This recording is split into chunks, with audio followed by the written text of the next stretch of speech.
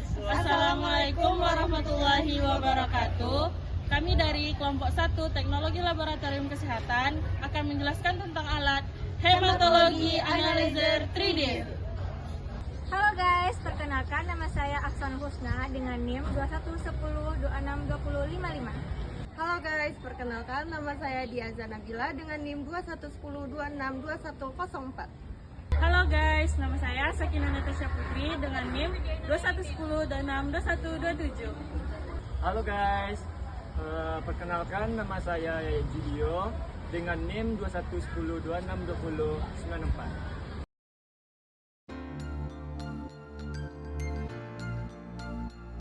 Hematologi analyzer adalah sebuah alat laboratorium yang digunakan untuk menganalisis sampel darah dan mengidentifikasi berbagai parameter hematologi dengan kemampuan alat untuk mengidentifikasi 3 jenis sel darah putih yang berbeda, yaitu neutrofil, limfosit, dan monosit. Alat hematologi analyzer 3D pertama kali dikembangkan pada tahun 1960-an ketika teknologi laboratorium masih dalam tahap awal. Kemudian pada tahun 1980-an, teknologi laboratorium telah berkembang pesat dan hematologi analyzer 3D telah menjadi lebih akurat dan efisien. Kemudian pada tahun 2000-an, hematologi analyzer 3D telah menjadi lebih canggih dan dapat menganalisis berbagai parameter hematologi dengan lebih akurat dan cepat.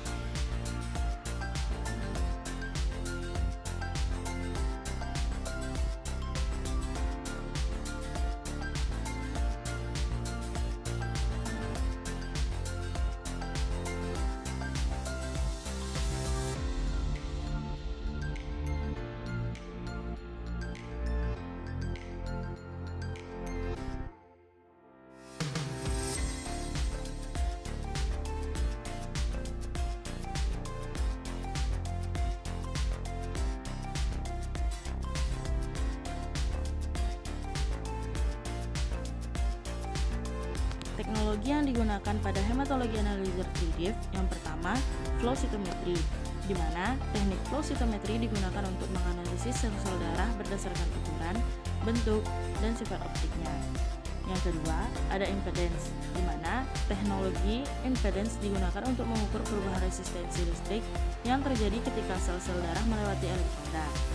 Yang ketiga, teknik optik digunakan untuk mengukur sifat optik dan sel-sel darah seperti absorbasi dan fluoresensi.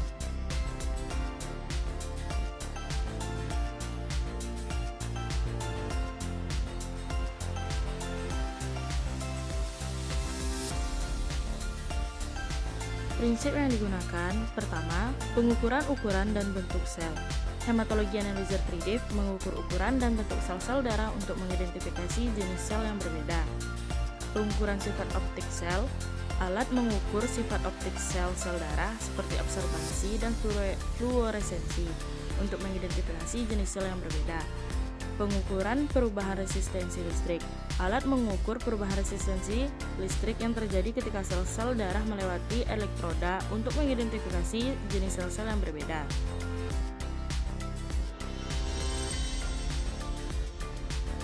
Pengenalan komponen pada hematologi analyzer dibagi dua, yaitu komponen yang terdapat pada display atau bagian luar instrumen dan komponen analis di bagian dalam instrumen.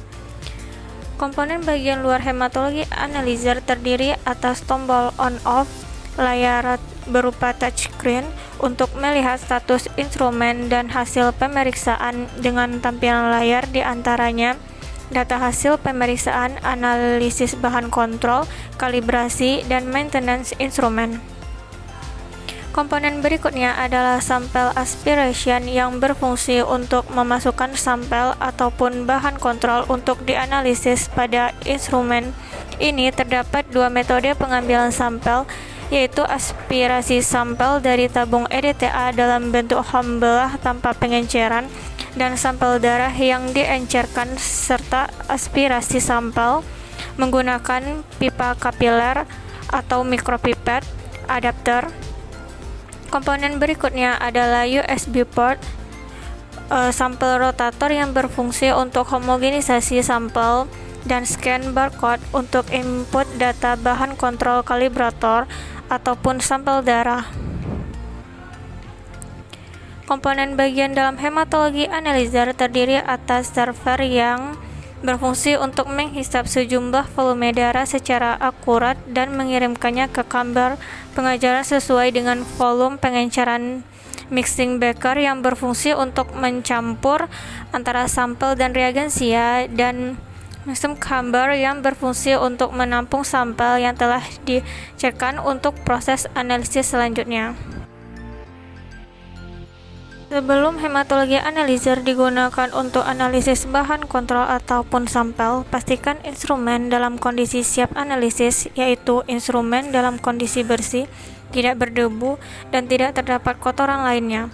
Pastikan kabel terhubung dan sesuai, yaitu kabel merah dihubungkan ke larutan diluent dan kabel kuning terhubung ke larutan les, serta selang yang terhubung ke wadah limbah.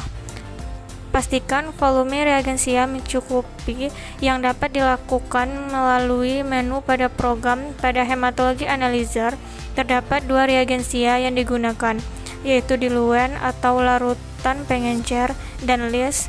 Diluent harus bersifat isotonik untuk seri eritrosit dan trombosit, sedangkan larutan list mampu untuk melisiskan sel eritrosit untuk melepaskan molekul hemoglobin untuk diukur dan menyusutkan sel leukosit untuk dipisahkan ke dalam subgrup. Analisis bahan kontrol dilakukan sebelum pengukuran dengan sampel. Tahapan ini berfungsi untuk memastikan instrumen dapat menganalisis sampel dengan baik. Bahan kontrol hematologi analyzer terdiri atas 3 level, yaitu level low untuk kadar rendah, level normal, dan level high yaitu kadar tinggi. Prosedur pengerjaan bahan kontrol yaitu log number bahan kontrol dimasukkan melalui scan barcode dan pastikan tertera di layar. Bahan kontrol dihisap resep approach dan instrumen akan menganalisis. Hasil analisis bahan kontrol terlihat di layar dan dapat dianalisis menggunakan Westcard Multi-Rows. Pada Medonic M32 series, analisis sampel darah dapat dilakukan dengan metode open tube dan micropipetting adaptor. Pada metode open tube, SOP-nya sebagai berikut. Klik blood, isi identitas pasien, masukkan sampel dan tekan start plate. Lalu keluarkan jarum. Pada metode MPA, SOP-nya hampir sama dengan metode open tube, namun pengambilan sampel dilakukan dengan pipa kapiler yang dimasukkan ke dalam micropipette adapter atau MPA. Kemudian MPA dimasukkan ke dalam alat dan secara otomatis sampel darah akan terhisap sampai habis ke dalam alat untuk dianalisis. Setelah darah dianalisis akan keluar hasil pemeriksaan di layar. Data hasil pemeriksaan dapat diekspor menggunakan USB. Pada saat darah dianalisis oleh hematologi analyzer, maka proses yang terjadi di dalam instrumen sebagai berikut. Darah diaspirasi oleh sampel probe, kemudian dialirkan melalui silver yang terdapat indikator. Apabila darah sudah sesuai volumenya, maka sampel probe akan berhenti menghisap sampel darah. Darah akan dialirkan ke dalam mixing beaker dengan ditambah larutan pengencer dengan perbandingan 1:200 yang merupakan pengenceran pertama. Jalannya larutan di dalam instrumen dilakukan oleh pompa vakum dengan tekanan tertentu. Dilanjutkan ke pengenceran kedua ke dalam WBC measuring chamber melalui seal valve dengan pengenceran 1:400 dan pengenceran pada RBC measuring chamber 1:40.000 pipet pengukur volume. Untuk hitung sel darah dilengkapi dengan sensor yang dapat menghisap dan menghentikan aspirasi secara otomatis. Berikut adalah total pengenceran untuk kedua chamber. Sel eritrosit dan trombosit dihitung dan dianalisis di dalam RBC chamber menggunakan voting discriminator. Leukosit Hb dihitung dan dianalisis di dalam Webster chamber, juga menggunakan plotting diskriminator untuk memisahkan populasi jenis leukosit. Cara mematikan alat hematologi analisa. Jika kita sudah selesai menggunakan alat hematologi analyzer, kita akan mematikannya, namun kita harus membersihkan dulu. Di sini ada tempat penyimpanan cairan tersebut. Ini ada insert cairan pembersih khusus alat ini. Kita pilih menu, lalu arahkan shutdown, pilih enter, dan setelah memilih shutdown nanti akan muncul seperti ini. Nah, kita langsung aja ke enter ya. Setelah seperti ini, kita harus membersihkan dahulu pakai cairan cleanser.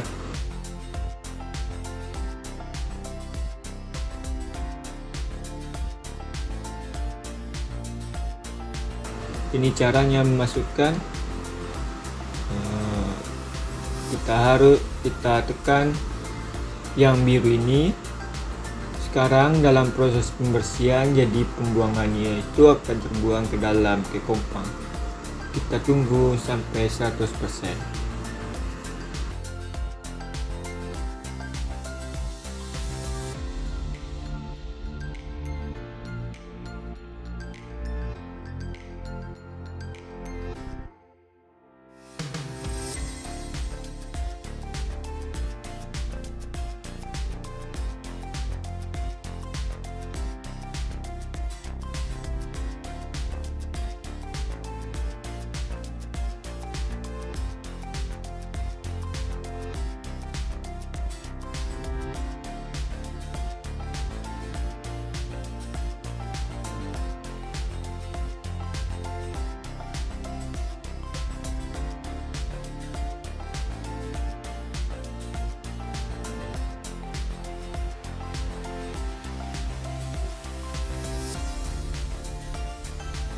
Dan setelah itu selesai, dan jangan lupa ditekan off, ada di belakang. Dan selanjutnya